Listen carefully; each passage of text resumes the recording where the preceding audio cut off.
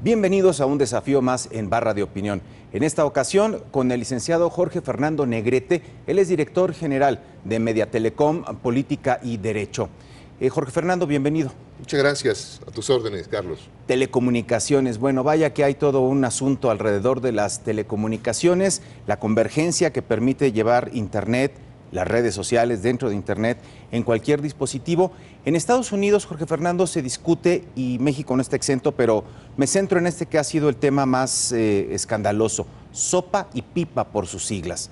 Iniciativas de ley en el Congreso norteamericano que pretenden, ¿qué? Normar, regular, censurar a las redes sociales, al Internet, al acceso a la información. Mira, frecuentemente hablamos de telecomunicaciones, pero pocas veces hablamos de lo que va adentro de las telecomunicaciones, la sangre de las telecomunicaciones, que es la información y la cultura. Y esta legislación que tú mencionas, SOPA, PIPA, la ley CINDE en España, la ley DORING en México, ACTA, que es otro acuerdo internacional, buscan regular la transmisión de contenidos protegidos por el derecho de autor.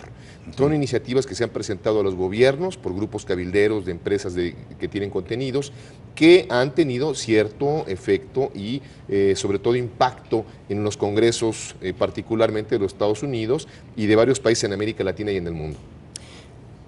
Consensuar, generar, consultar a los que están, a los regulados, a los que van a regular.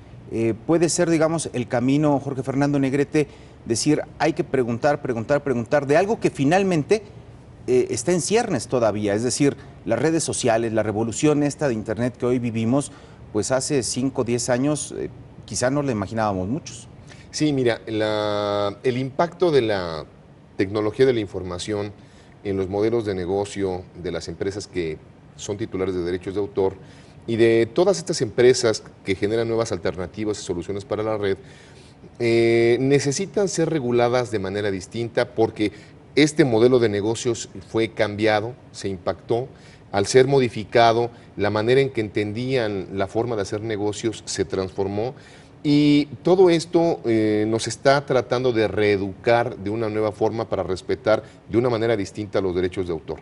Estos intentos de regulación son absolutamente legítimos, pero absolutamente injustos. Son legítimos porque es válido que un creador intelectual y los propietarios de derechos de autor reclamen y se enojen, pero es absolutamente injusto porque en ese instante también comienzan a regular aspectos como privacidad, como certidumbre jurídica, pero sobre todo aspectos como la libertad de expresión. Son derechos tan cercanos a la creación intelectual que fácilmente se confunden unos y otros.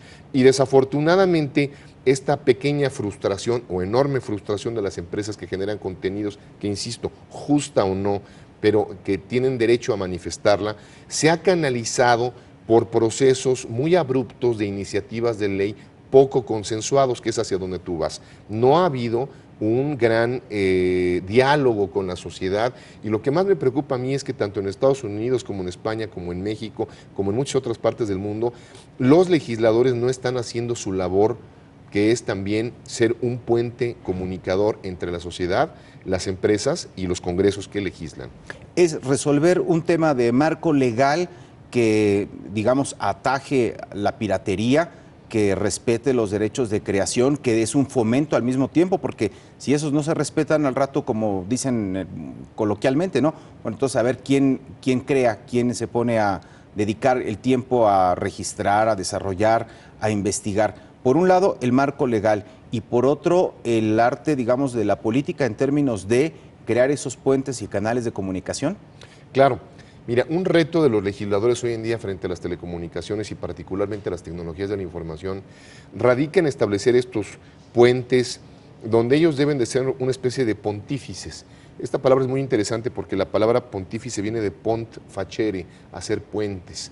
Entonces, si ellos pontificaran y construyeran puentes, tendrían en sus manos una de las materias más ricas para la construcción de una nueva civilización, que es el diálogo entre el viejo modelo de la creación intelectual que funcionó durante muchos años y el nuevo modelo que empodera a los ciudadanos, les permite construir conocimiento colectivo, permite crear nuevas empresas y que hablan de una nueva economía de la información y del conocimiento. Ahí los legisladores tendrían que estar muy preocupados por establecer marcos que por un lado no permitan que en la red se cometan delitos, pero tampoco pueden criminalizar todo tipo de acciones dentro de la red.